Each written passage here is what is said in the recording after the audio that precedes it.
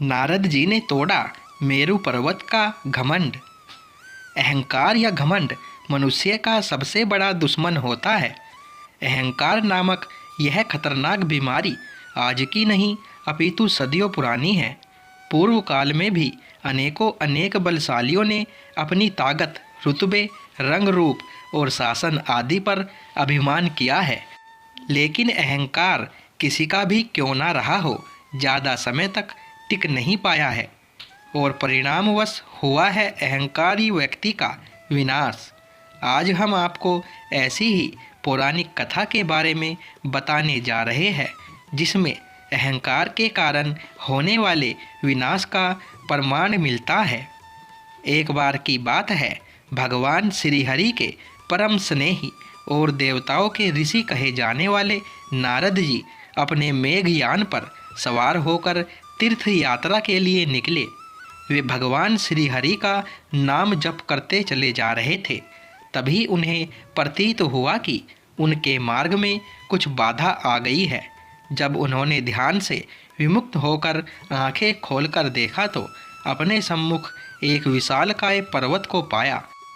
जब हुआ नारद जी और मेरु पर्वत का आमना सामना, नारद मुनि ने उस पर्वत को प्रणाम करते हुए उनसे मार्ग मांगा।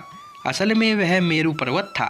उसने नारद जी की बात अहंकार पूर्वक सुन उन्हें उत्तर दिया, मैं केवल विशेष लोगों के लिए ही मार्ग देता हूँ, बाकी लोग मार्ग बदल कर जाते हैं। नारद जी को बात बड़ी अटपटी लगी, परंतु उन्होंने विनम्र स्वर में ही कहा, हे पर्वत श्रेष्ठ, आपको तो ज्ञात है मैं सदैव दूसरे मार्ग से ही यात्रा करता हूँ, परंतु आज समय का अभाव है तो कृपा कर आप मुझे मार्ग दे दे। मेरु अहंकारवश अपनी बात पर अड़ा रहा और बोला, अगर आपको इतनी ही जल्दी है तो आप मेरी परिक्रमा कर जा सकते हैं। परिक्रमा की बात नारद जी को अपमानजनक लगी और उन्होंने मन ही मन मेरु को सबक सिखाने का निश्चय किया। उन्होंने कहा, हे पर्वतराज, देवराज इंद्र के कहने पर तो आप मुझे मार्ग देंगे। इस पर अकड़कर मेरु बोला, मैं किसी देवराज को नहीं जानता तो मैं रास्ता नहीं दूंगा। नारद जी बोले, क्या आप ब्रह्मा जी के कहने पर मुझे मार्ग देंगे? इस बहस से क्रोधित होकर चिल्लाकर मेरु पर्वत बोला, मैंने कहा ना, किसी के मतलब किसी के भी कहने पर मैं तुझे रास्ता नहीं दूंगा। नारद जी ने सिखाया मेरु पर्वत को सबक।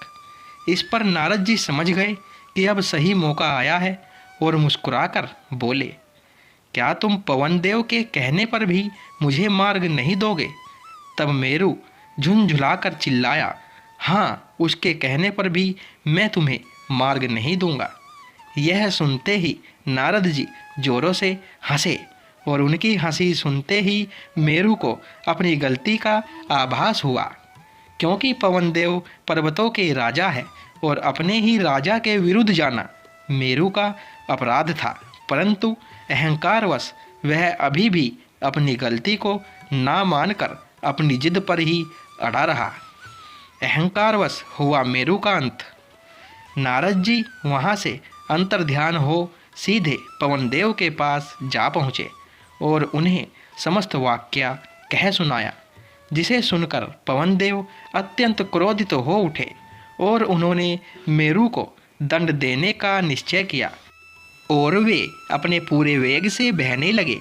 मेरु ने अपनी पूरी ताकत दिखाई, परंतु वायुदेव के सामने वो ज़्यादा देर तक ना टिक पाया और उसका मस्तक कटकर धरती पर आ गिरा और इसी के साथ टूट गया उसका घमंड भी। दोस्तों, वीडियो पसंद आई हो तो वीडियो को लाइक करें, शेयर करें और चैनल को सब्सक्राइब करें। धन्यवाद दोस्तों।